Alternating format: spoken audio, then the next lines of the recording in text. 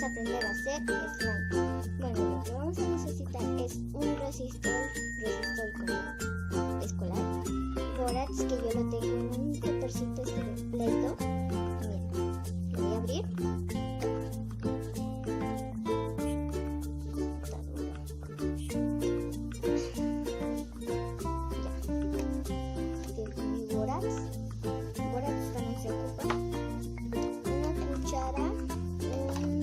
Y agua, que se me olvidó ir a traerla. Esperen un tantito para que lo voy a traer.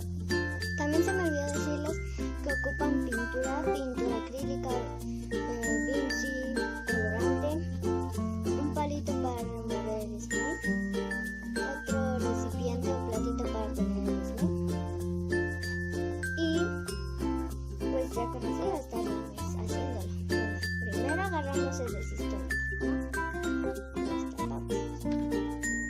Depende de cuánto quieran de cantidad de slime. Si quieren mucho, pongan mucho. Si quieren poquito, pongan poquito. Bueno, ya que lo echamos, vamos a volver a tapar. Así. Después vamos a dar una cucharita y le vamos a echar agua.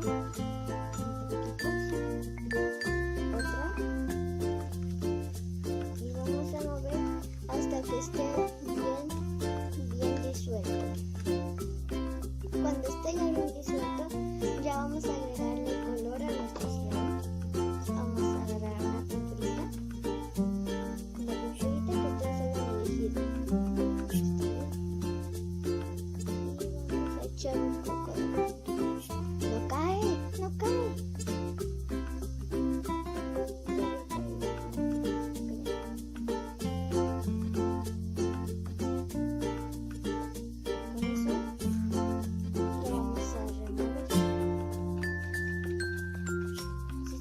Como un amarillo pastelito, pero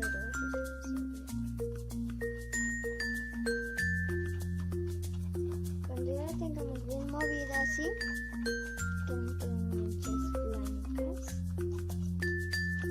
así, le vamos a agregar un poco de agua con borax, tantito, ¿no? Miren, rápidamente se hace. Solamente que piensan que ya está listo, pero en realidad no. Si lo agarramos va a estar un poco pegajoso, entonces pues nosotros no queremos que sea pegajoso. Ya se hizo una bonita alrededor del pañuelo.